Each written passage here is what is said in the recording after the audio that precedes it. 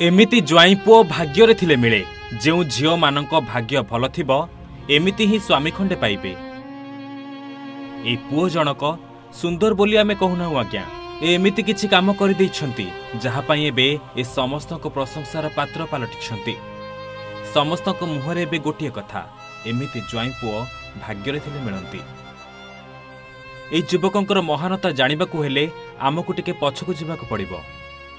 हाँ आज्ञा झीर बाहागर ठीक हो सारी किछि दिन परे बाहागर होइथांता हेले जेउ दिन लग्न थिला सेई दिन पूर्वरु शॉर्ट सर्किट कारणरू पूरा घरे निया लागिगला। बाहागर लग्न पई किणा होइथवा सबु किछि पोड़ी जळी पाउस होइगला।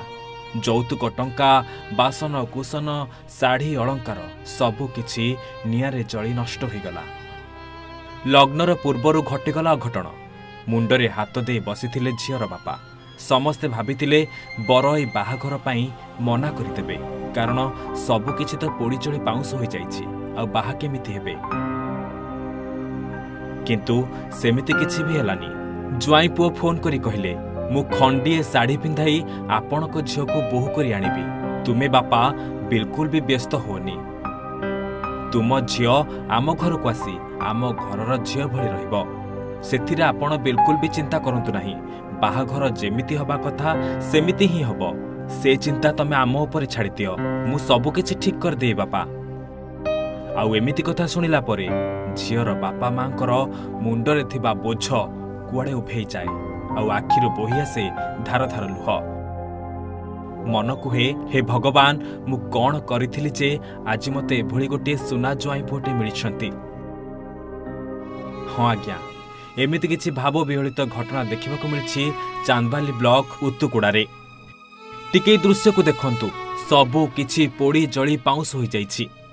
बाहाघर पई जाहा सबु किणा होइथिला किछि भी नाही।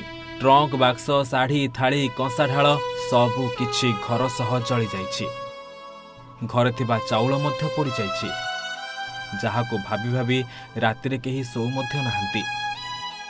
आउ ए हेउछंती सेई झियो जहांकू खंडे साड़ी पिंधाई स्त्री करी नेबे बोली प्रतिश्रुति देइछंती ए ज्वाई पुओ जनक। जहा सुनिला परे बापा माँ झियो समस्त कहउछंती से बहुत भल तांको भली पुओ दुनिया रे नाहंती। आउ एभली खबर पूरा ओडिसावासी मन को छुईछि।